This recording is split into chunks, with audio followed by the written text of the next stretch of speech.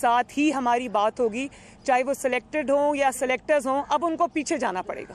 اب عوام لیڈ کرے گی، آگے چلے گی. آپ نے کہا کہ بات چیت کا وقت ختم ہو چکا ہے. اب آپ نے الٹیمیٹم بھی دے دیا ہے. آپ نے بات چیت کا دروازہ کھلا رکھا ہے یا آپ کوئی بات نہیں ہوگی؟ اور دوسرا، اگر فوج بات چیت کے لیے تیار ہوتی ہے تو جیسے مریم بی بی نے کہا تھا کہ ہم عوام کے سامنے بات چیت کو تیار ہیں، تو اب تیار ہیں؟ دو چیزیں ہیں. ایک تو ہم اکیلے نہیں ہیں، ہم سب ایک ہیں، اور جو بھی فیصلے ہم کریں گے ہم سب مل کے کریں گے، پی ڈی ایم کے پلیٹ فارم سے کریں گے. جہاں تک ڈائلاگ کی بات ہے، بات چیت کی بات ہے، میری پاکستان پیپلز پارٹی اور میں سمجھتا ہوں پی ٹی ایم کا جو اس وقت کا موقف ہے وہ لاہور کے سامنے کل پیش کر لیا تھا کہ the time to talk, the time for dialogue is over. اب مارچ کرنے کا وقت ہے، اب عمران کا استعفیٰ لینے کا وقت ہے.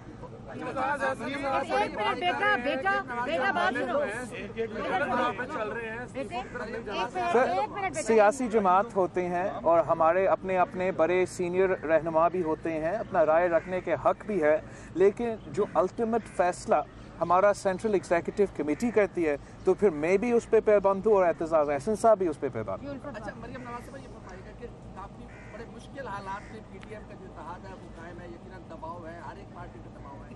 کیا یہ اتحاد آنے والے دنوں میں انتخابی اتحاد ہی ہو سکتا ہے؟ اور دوسرا میرا سوال بلاول صاحب سے ہے کہ آپ یہ شہباز شریف صاحب سے ملنے اپنی مرضی سے جا رہے ہیں یا پی ٹی ایم کی مشاورت سے؟ میں جہاں تک شہباز شریف صاحب سے ملنے جا رہا ہوں وہ تو ہمارا روایت کا حصہ ہے. مجھے موقع نہیں ملا ہے تعزیت کرنے کے لیے، تو میں نے اپلیکیشن ڈالا ہے. اب دیکھتے ہیں مجھے اجازت دیا جاتا ہے یا نہیں. اس کے لیے ہم نے آپس بھی میں نے جب پچھلی دفعہ ادھر آیا تھا تو مریم شریف صاحبہ سے بھی اس پہ بات کیا تھا، تو میں سمجھتا ہوں کہ یہ مشاورت کے نتیجہ میں ہے. دیکھیں یہ تو اب قبل از وقت ہے، لیکن بات صرف اتنی ہے کہ پاکستان میں جو یہ نیا ٹرینڈ اس سلیکٹڈ اور اس کی حکومت نے بنایا ہے دشمنوں کی طرح مخالفین کو ٹریٹ کرنے کا، تو میں سمجھتی ہوں کہ ہم ساری ڈفرینٹ جماعتیں ہم ایک کامن ایجنڈا پہ، جو عوامی ایجنڈا ہے، پاکستان کا ایجنڈا ہے، لارجر انٹرسٹ میں جو ایجنڈا ہے، ہم اس پہ متفق ہیں. اور اگر اس کو بیونڈ عمران خان کی حکومت جب چلی جائے گی انشاءاللہ، اور یہ ہم اس کو انشاءاللہ ایک براڈر پاکستان کے ایجنڈے پہ اس پہ ضرور کام کریں گے اور کرنا چاہیے. ہم ایک دوسرے کے حریف ضرور ہیں انتخابی میدان کے اندر، لیکن ایک دوسرے کے دشمن نہیں ہیں. ہم سب پاکستانی ہیں اور اس کو آگے بڑھنا چاہیے. جی ایک منٹ میں ذرا ایک بات کرتا ہوں. دیکھیے، سیاسی جماعتیں اپنی مستقل حیثیت رکھتی ہیں، اپنا اپنا منشور رکھتی ہیں، اور اسی منشور کی بنیاد پر سیاسی پارٹیاں الیکشن لڑتی ہیں. لیکن جو میثاق جمہوریت کسی زمانے میں طے ہوا تھا اس میں، اور آج پھر ہم کچھ ملک کے سیاسی، اقتصادی، معاشی، عدالتی اور بہت سے پہلوؤں پر ایک مشترکہ موقف اور نظریہ اس پر آج ہم دستخط کر چکے ہیں. وہ چیزیں جس کی بھی حکومت ہوگی ہم سب کے مد نظر رہیں گی، اور وہ ایک جمہوری حکومت ہوگی جس کے کمزوریوں کی نشاندہی کرنا تو اس بے اختلاف کا حق ہوگا، لیکن وہ اس صورت میں جمہوریت کو نقصان نہیں پہنچائیں گی، بلکہ ان مشترکہ مقاصد کے لیے ایک دوسرے سے تعاون کے راستے پہ چلیں گی. یہ ایک نظریہ طے ہو چکا ہے. یہ جو آپ کبھی پوچھتے ہیں اگر انہوں نے اگر آئے تو دیکھا جائے گا، ہم بھی بیٹھے ہیں نا، یعنی اگر ہے ہی نہیں سرے سے ابھی تک، اور ان کی طرف سے نہ کوئی ایسی بات ہے، ہماری طرف سے واضح ہے کہ ہم کوئی بات ان سے کرنے کو تیار نہیں.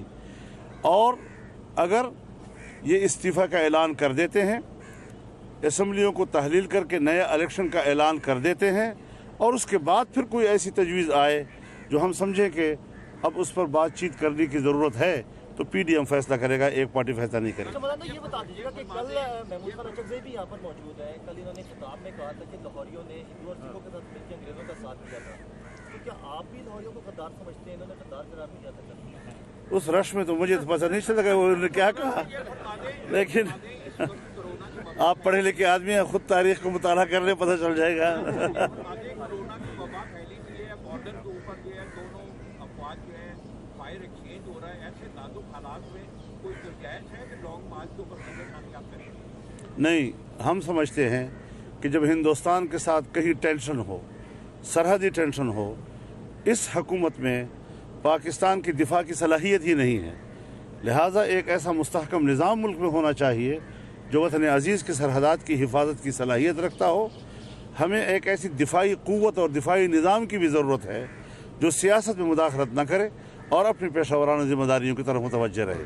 बहुत शुक्रिया, बहुत शुक्रिया, thank you, thank you, thank you जी, शुक्रिया।